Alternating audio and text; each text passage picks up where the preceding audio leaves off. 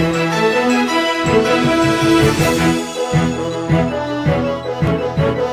from the Crazy Cap Studios, this is Fairy Found News. I am your host Jaden, aka Slime Boss. Tonight's top stories: Sony's State of Play brings concerning news for the future, and The Legend of Zelda: Echoes of Wisdom finally release. Before that, this week's episode is brought to you by Dubby, a jitterless energy drink alternative that comes with a variety of flavors, including Dub Sauce, which looks suspiciously like our branding. And if you need a sample before we try, we highly recommend that you try the starter sampler pack with 3 sample flavors. You can use our link in the description below or use code CrazyCap at checkout to receive 10% off your order. And the Crazy Cap podcast. This week's episode being a continuation of our Mario Kart track tier list, with this episode focusing on the battle tracks. And of course, this episode is always brought to you by you. Just by simply liking, commenting, and subscribing, you're contributing a lot to helping us grow and, take our dream off the ground, including supporting this series. And if you're financially able to, we highly recommend checking out our Patreon. And even at the $1 tier, you're getting lots of exclusive content over there, and every single dollar that we get gets straight back into making content. So we really appreciate all of your help and all the support that you've given us on even last week's episode, which got a lot more attention than I initially anticipated. So thank you ever so much. Without any further delay, let's get right into last week's recap. So a couple of the highlights of last week was the Switch 2 leak. We actually have a bit of a follow-up on that this week. A couple of sources, including Digital Foundry, say that this leak is absolutely real, and it's only a matter of time that we finally get that release from Nintendo. Next up, Nintendo suing Palworld. If you want my full thoughts, check out last week's episode. I'm not going to go into it any deeper, but the audacity of what they had releasing this week, which we'll talk about in just a moment. And finally, that rumored Sony remaster finally came to pass in this week's Sony State of Play, which is also where Palworld had a bit of news. And if you know, you know. So before we get into the actual State of Play discussion, let's talk about what big name releases happened this week.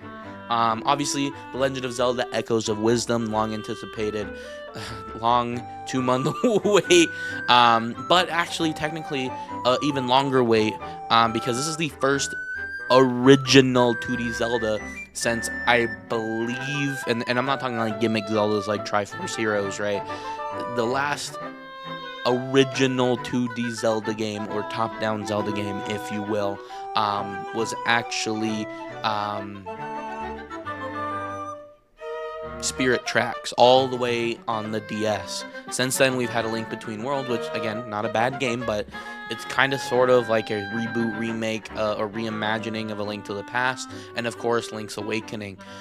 So this is the first time that we're getting a new original 2D Zelda game since all the way back on the DS, and it stars Zelda, first of all, and second of all, the entire mechanics of the game are completely different, and we're finally seeing that Breath of the Wild effect come over onto the top-down Zeldas, which is insane that now the 3D games are almost influencing the top-down ones, which is absolutely mind-boggling. If you want my personal opinions on this game, I'll be talking about it more in the coming weeks, because I'm not quite finished with that yet, and I believe Hylian might be doing a review of it as well.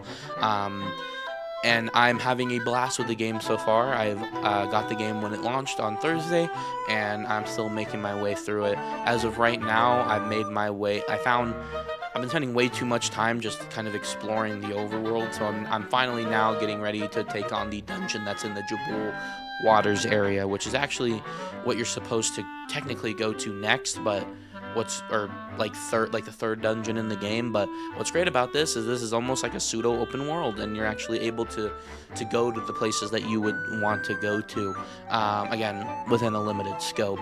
So I'm glad for that. And the only bit of gripes that I have with it is that they somehow didn't fix the frame rate issue that they had in Link's Awakening. The game looks great otherwise, but even if you have to lock the game at 30 FPS, I'd rather a stable 30 than sometimes 60 and it barely hits that. So if you're able to lock it at 60, good, do that. But unfortunately, this game suffers from the Link's Awakening problem where the frame rate just dips when there's too much stuff going on screen. And there's going to be a lot going on screen, especially when you're throwing out those echoes everywhere.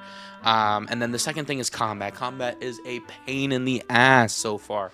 Luckily, I found a hidden echo that I got a little bit early, a very, very powerful echo that helped me take on some of one of the first few bosses, like pretty much like that.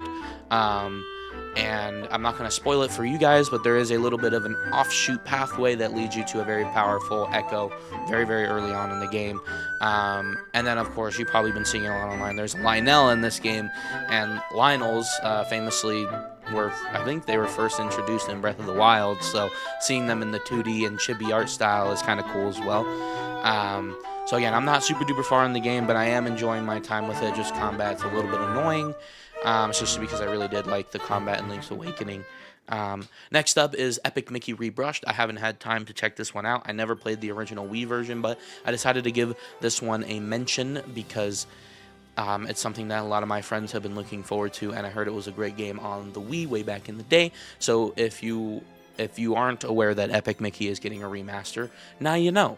And finally, and we'll kind of get into this in just a moment, but Palworld shadow dropped on PlayStation 5 this week as well. So first things first, of course, for this week's news, we have the State of Play. And so the State of Play kicked things off, I believe it was on my research here. It was on Thursday, and it started at 3 for me. So first things first that was shown off was DLC is coming to Astrobot. If you don't know, I had an absolute blast playing Astrobot. And this is free DLC, by the way. One of my favorite games of the year so far, 100%. An absolute blast to play, and it was my first game that I actually platinumed on PS5, so super happy about that. And especially gives us a little taste because Mario won't be getting another 3D outing for quite some time.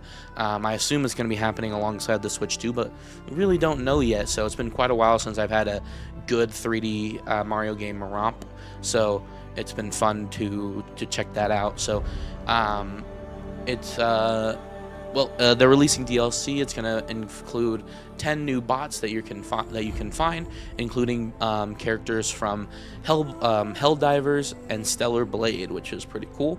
And this is gonna be launching sometime in the fall. And there's also going to be 5 new speedrunning levels, which is pretty cool. I know they had some speedrunning levels in the Astro's Playroom, so it's nice that they're bringing them up to this game.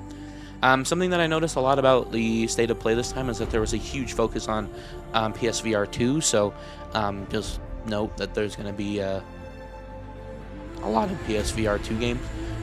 Next up is a claymation horror game called The Midnight Walk. Not really super interested on this, but we're going to be doing we're just going to kind of rapid fire a couple of these. Another sort of like horror 3D third-person action game called Hell Is Us.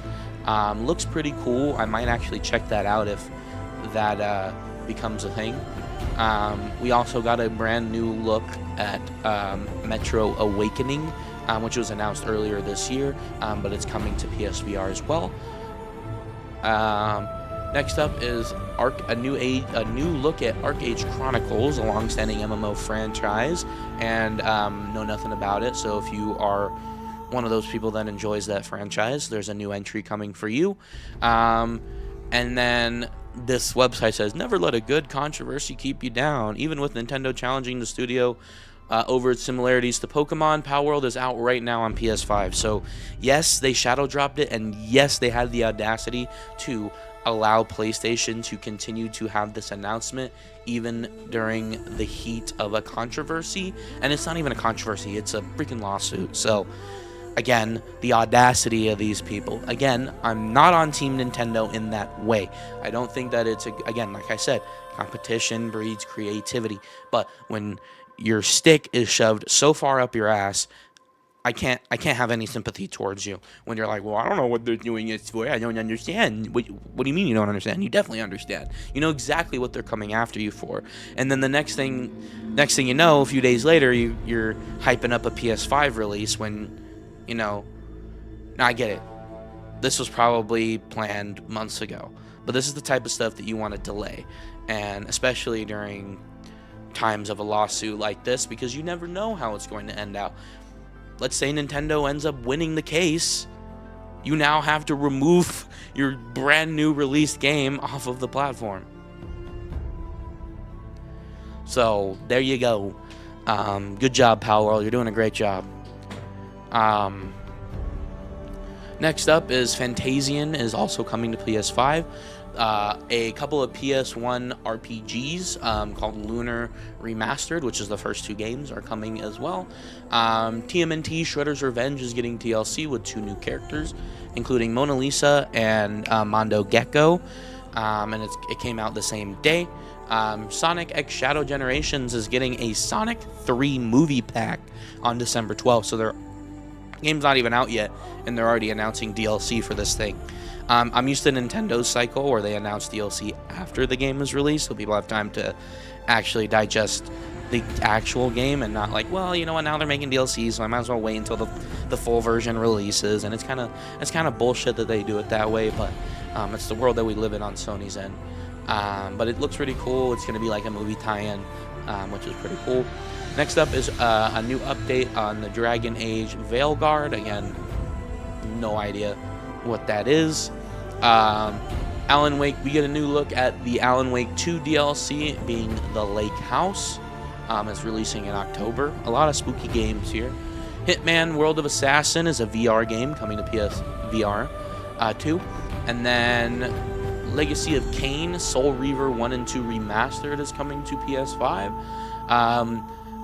The first game from the Blumhouse Games Initiative that was shown off at Summer Games Fest, Fear the Spotlight, is coming to PS5.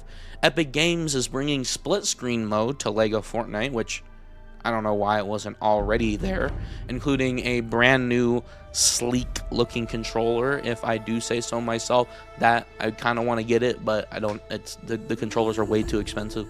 Dynasty Warriors Origins is coming to PS5, which is absolutely insane. I love the Warriors games, but I think they're more creative when they're doing crossovers with other franchises. But of course, they have to tap into their original series as well.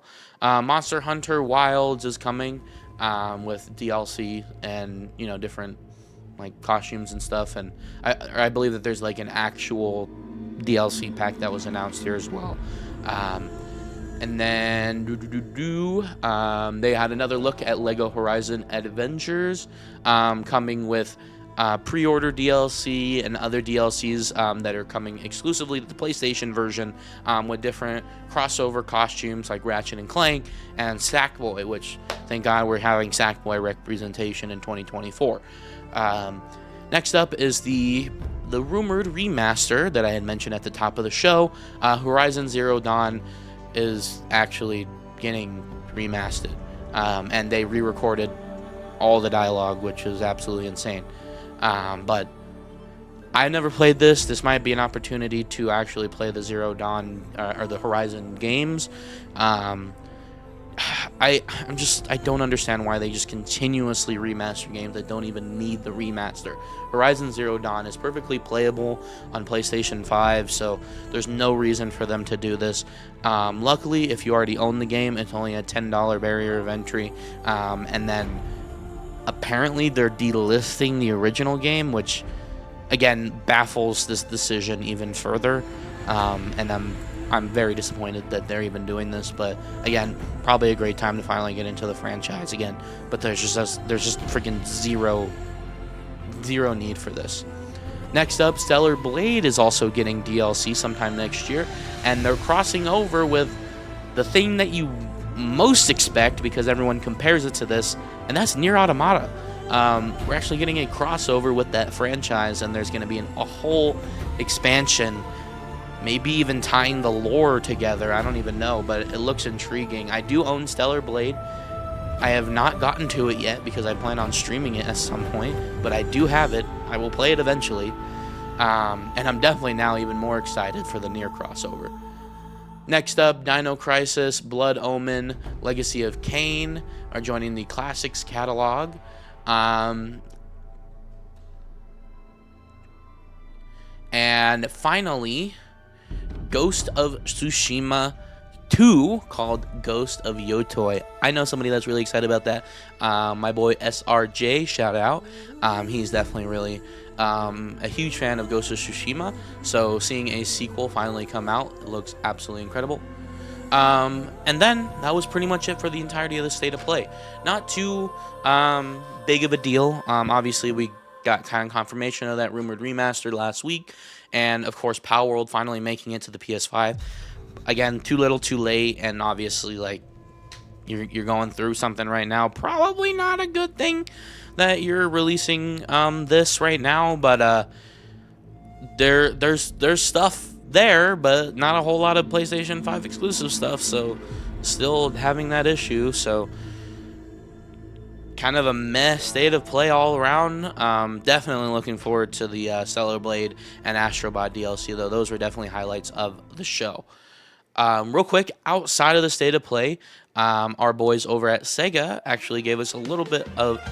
I don't know how they're pumping out new Yakuza games. Like, I feel like there's a new Yakuza game every 6 months, but there's a brand new spin-off called Yakuza Gaiden Like a Pirate, a sequel to the Yakuza Gaiden game that was like a sort of like an isekai twist on the series where they recontextualize characters and put them in a more samurai type story where it's usually set in like modern early 2000s Tokyo. This time it's like a pirate, like a dragon, but like it's pirate themed now. So I really enjoy this. I'm sure the reason why this even exists in the first place is because the people love the characters, and so putting them in different roles just makes them absolutely more enjoyable and lovable. So I'm glad that is happening as well. I will take a look at the Yakuza franchise at some point. I technically downloaded the majority of the games through PS Plus, so I'm really excited to check out those games. And this and Gaiden, the original Gaiden, look really fun. So I'm definitely excited to finally check those out as well. Immediately following the State of Play, however, we had a Sonic Central, which I have no idea why, because there's like nothing, but sure. It's still the Year of Shadow, so there's still celebration stuff going on. First things first, they had a crossover with DC Comics and had Shadow the Hedgehog become literally Batman, which is absolutely insane. Next up is Sonic Rumble, which is a Fall Guys clone, sort of, which is basically like a party game, and they're all like in their chibi forms and stuff. So if you're a Sonic fan, good for you. You got a cool little mobile game coming. Next up is that there is a new show called Chaos Tales, or Chao Tales, an 8-episode animated series about the Chao Garden, so look forward to that. Sega spotlighted several crossover promotions with Sonic and other games. This includes a Roblox event, which I think they already did that as well. So you can, there's another new crossover, so that's pretty cool. There's that brand new Super Monkey Ball game that came out not too long ago.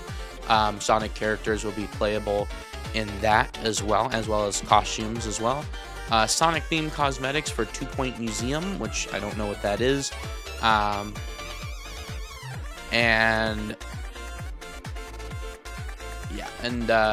So there's like a lot of crossover content happening before the end of the year and going into next year. They talk more about Lego Sonic, because I believe they just announced not too long ago that was getting like an official tangible thing outside of Lego Dimensions. Next up is Top Golf. Topgolf is going to be creating a Sonic-themed digital golf game where you're able to effectively look on the screen, see where your ball goes, and score points, but all in like a Sonic theme, which honestly is pretty cool. And I might go to Topgolf near me if they have it and cover it if I can. Do maybe even like a Fairy Fountain News live coverage thing. That could be pretty cool. If you want that, let me know in the comments down below. I think there's going to be more crossover stuff with Sonic and DC in the coming future, so be on the lookout for that. We got another look at Sonic and Shadow Generations, which, I mean, not much else to say regarding that. In the lead up to Sonic X Shadow Generation, Sega is rolling out The Dark Beginnings, which is another anime mini-series surrounding Shadow. They talked about pre-order bonuses, and they re-released the Sonic 3 trailer, which, again, I was personally hoping that they would show off some more of the Sonic 3 game as it's coming out, very soon. And yeah, that's pretty much it for the Sonic Central. Before we get into the last event that happened this week, we got a little bit of new Nintendo hardware. Still not 100% sure what it is. I believe it uses AI, but it is not a console and is not the Switch 2. So there's rumors going around about a potential new Switch hardware. I can't even show anything behind me for this because we literally have no idea what it is. There's just rumors that there is something coming and it's not Switch 2 related, so be on the lookout for that, I guess.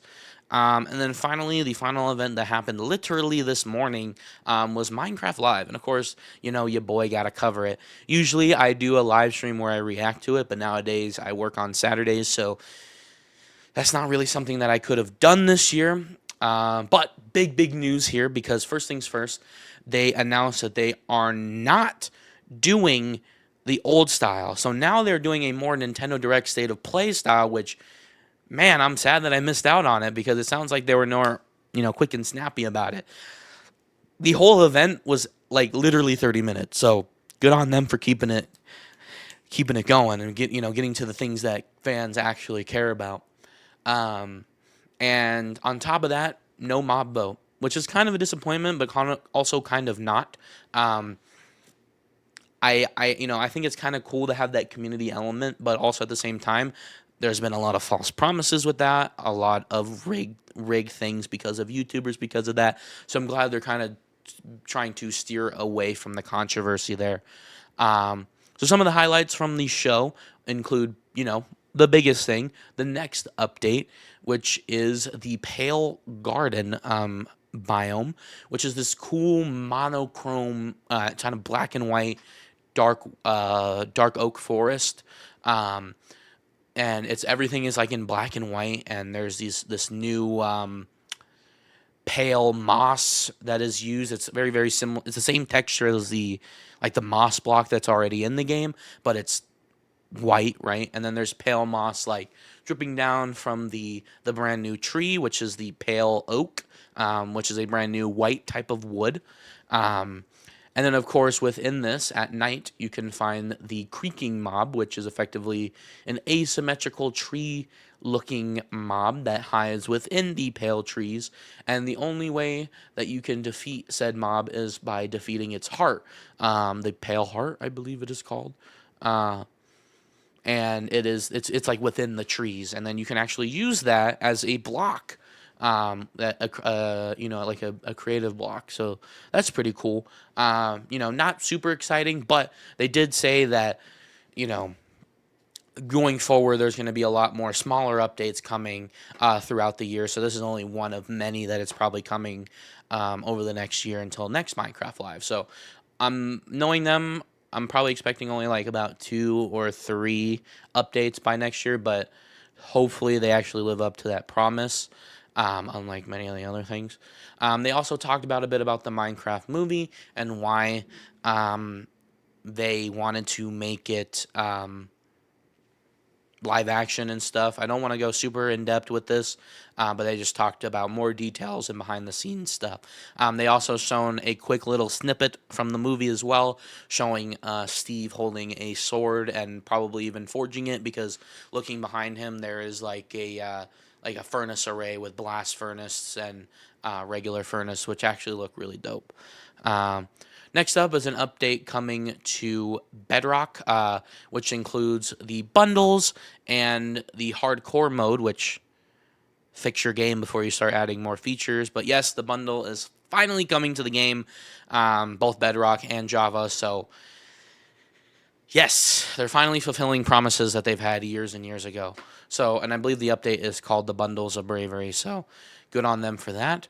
Next up, there's going to be a live in-person experience, basically similar to like I forgot what it's called. In Vegas, they have those like Meow Wolf, I think is that what it's called?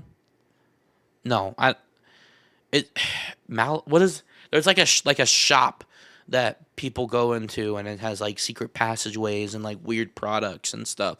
Yeah, I believe one of the Theorist channels covered it at some point, but it was like at the front of a grocery store, and you go in there and it's like a huge ARG. I assume that's a similar thing here. It's called the Minecraft Experience Villager Rescue. It is a real life thing that you can go to in Dallas, so that looks pretty dope. I would love to try to experience that, but I don't think I'll be able to go, unfortunately. And you basically go and save a Minecraft village. But that's pretty much it. So I'm very happy for them that we're able to keep it going, keep it snappy this year, and do the things that people care about. Personally, I still miss Minecon. That's what it used to be before, and they had just a very specific panel that covered all the news for the year. And that's what people kind of focused on. But Minecon was like a whole event, like a weekend long thing, and I kind of missed that. It was gone before even COVID, so I kind of wish that they bring that back at some point. I know that they were kind of going to, like last year, I think it was called like Minecraft Festival, and it got delayed or postponed or something like that. But honestly, they really do need to bring that back. Cons are not dead. I can tell you that firsthand. Cons are not dead. Just E3's dead. It's the only thing. So, Minecraft, if you're watching this, which I highly doubt, maybe think about bringing Minecon back. I don't know. The cringe is a part of it, but I think we would all appreciate that. Anyways, that's going to do it for all of this week's news. I hope you guys enjoyed. If you did, don't forget to leave a like, comment, and subscribe. As always, check out our affiliate code CrazyCap at w.gg. Using code CrazyCap can net you 10% off your order. Don't forget to join our Discord server, completely free, and you can join in on the conversation. Join our Patreon for, again, simply the $1 tier. You can get access to a lot of exclusive content, and again, you're directly supporting us, the team. And as always, this section would usually be covered by what news do you want me to cover? Comment section. Don't have a name for this part yet, but leave comments. I didn't get any comments last time, so if there's any bits of news that you wanted me to cover, let me know in the comments down below. And that's pretty much going to do it today. Thank you so much, and I have been your host, Jaden, aka Slime Boss, and this has been Fairy Fountain News. Have a good night.